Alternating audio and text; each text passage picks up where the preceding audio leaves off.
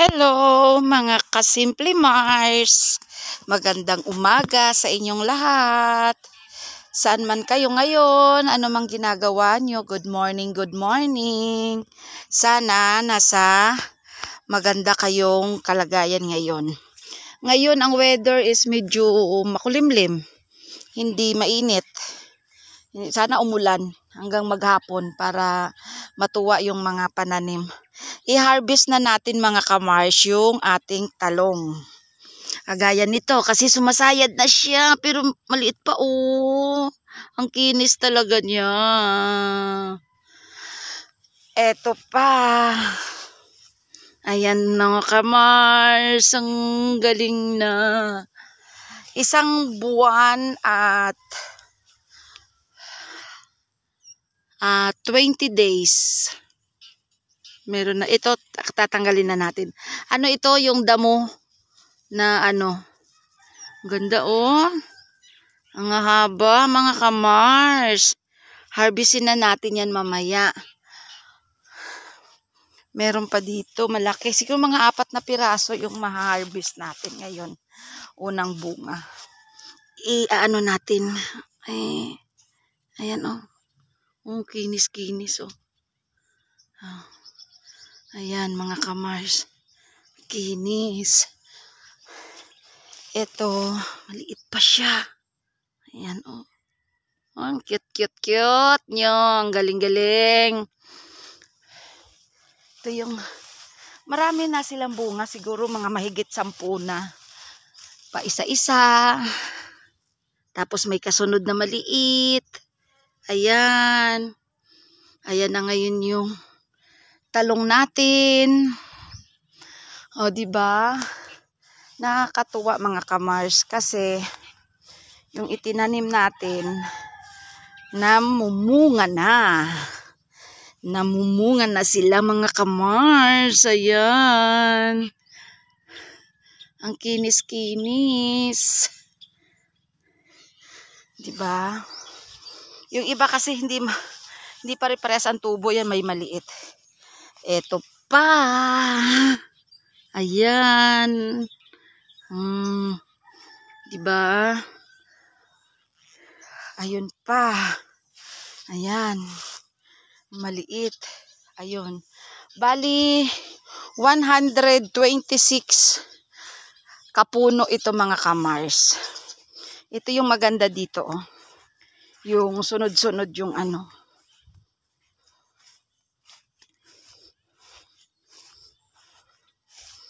Ang dami ko nang bibinhiin na mga okra.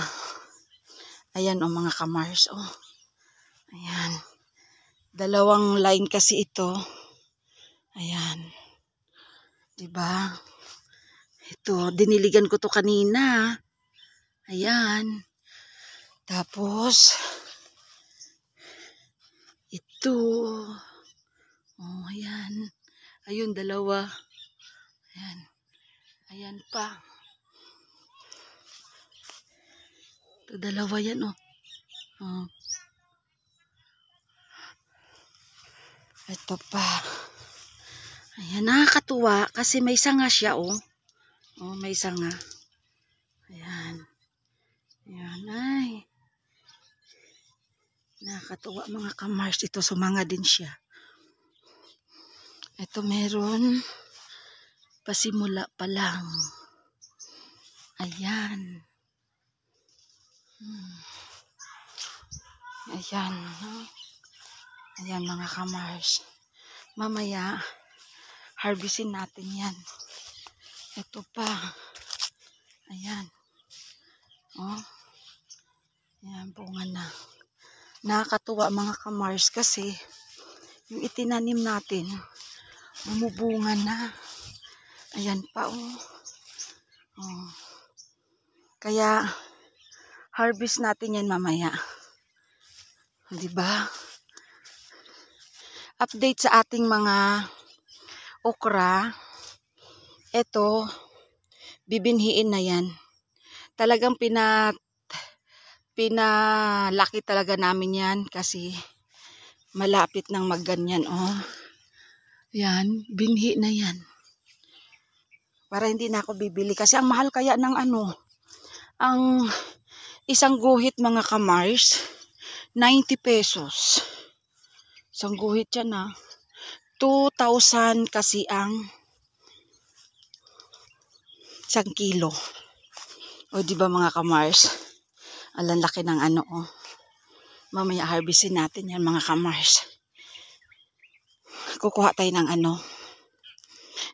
ako doon, ituturta yan mamaya. Papakita ko sa inyo kung paano. Dito, meron din dito.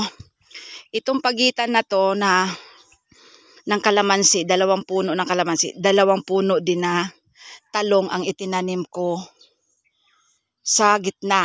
Hanggang doon yan sa dulo. Yun, may mga bunga na rin doon. Dito, meron din.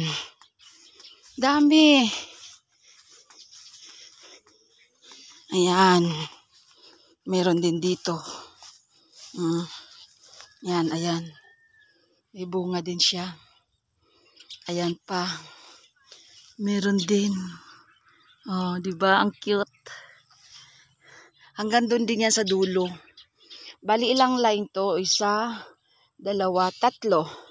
3 line na mahaba. Sa pagitan yan ng kalamansi. Kaysa nakatiwangwang yung lupa, pwede naman siyang taniman. Kaya ayan. O, diba? Meron pa dito sa dulo. Ayan, Bawat pagitan ng 2 puno, sa gitna ng 2 puno ng kalamansi, may 2 puno ng talong. O, diba? Ayan. Yan. Ayan. Ayan. May bunga. Ito, kaya malaki ang space nito kasi may puno dito na lemon. Itinanggal. Pinalitan ko ng 2 puno na markot. Ayan na siya. O, diba? Namumunga na. Hanggang dun yan sa dulo. Yung talong. Ayan, may bunga na rin. Ayan.